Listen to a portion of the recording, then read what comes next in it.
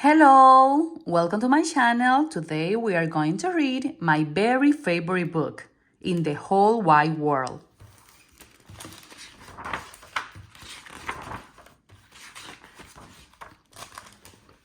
Hi, I'm Henley, and this is a story about finding my very favorite book in the whole wide world. But it wasn't as easy as it sounds.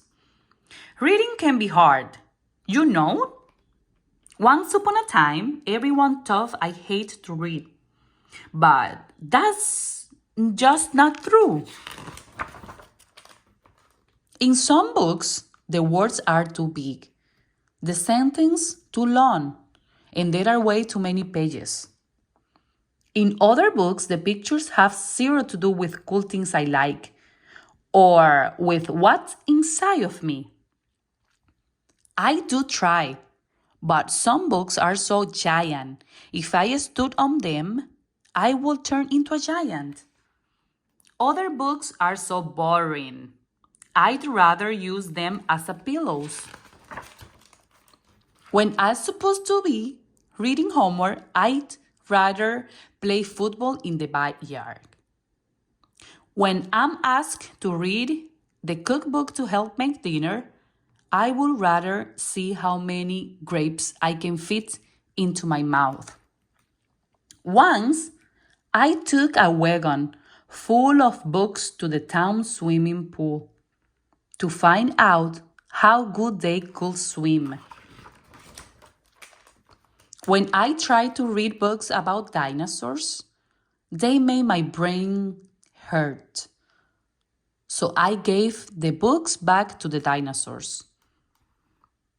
I've tried reading books about mountains, pickles, aliens, monsters, cats chasing mice, and mice chasing cats. I even found a book about cats chasing mice up a mountain, while aliens eat pickles with monsters. But none of those made reading easier or more fun. But that all changed when Mrs. Joy gave the worst homework assignment ever.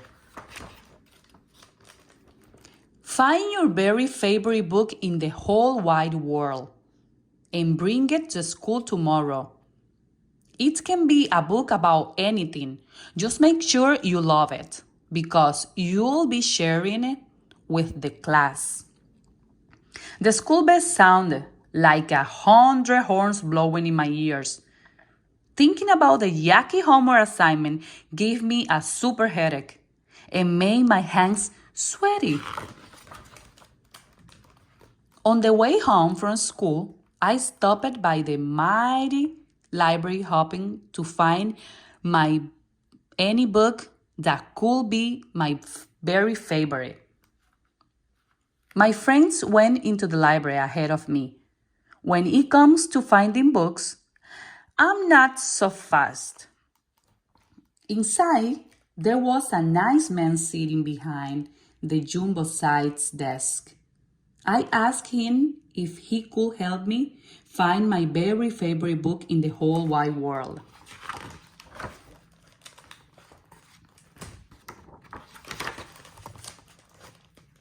He showed me books about science and adventure and squishy animals. He flipped through the pages of books about flags, farms, and holidays. He'd found plenty of books with twisty big words, sentences as lost as my legs, and pictures that tangled the pages.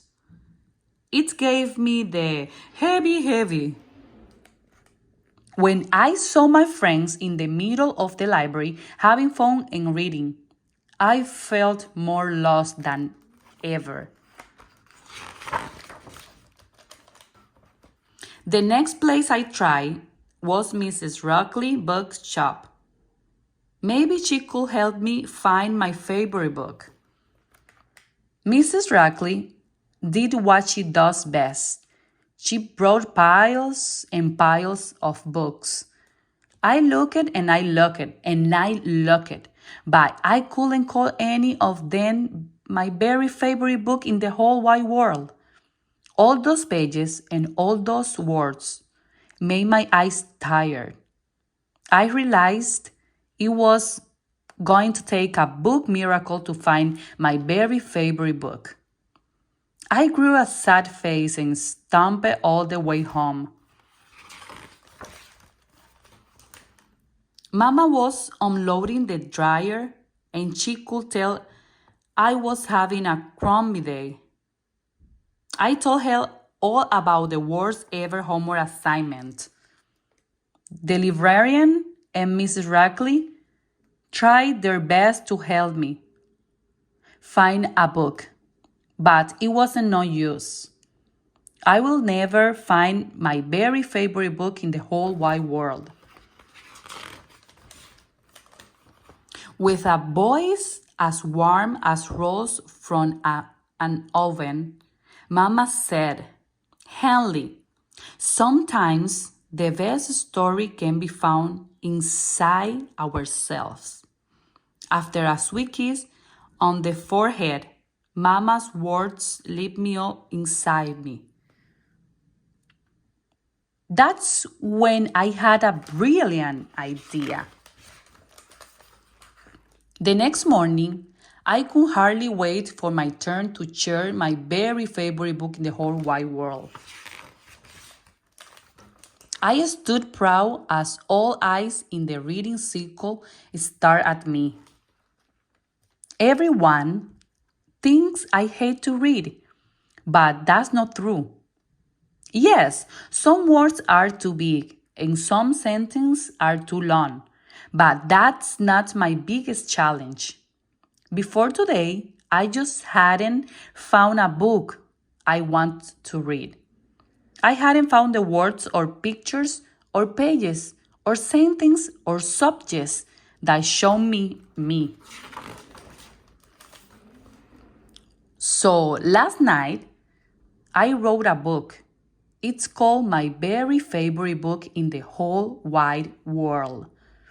It's about a big, fat, bumpy journey to finding the perfect book.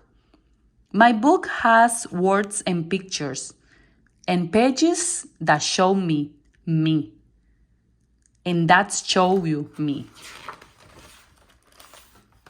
When I start reading my book out loud for everyone to hear, I struggle. But soon my words began to flow. The pictures I drew danced off the pages. Everyone can have a very favorite book in the whole wide world, even if they have to write it. When I was done telling my story, all my classmates clapped and cheered.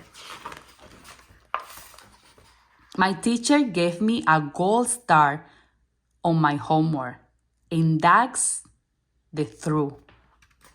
The end. Thank you for watching my video. If you like, subscribe to my channel and press the thumbs up.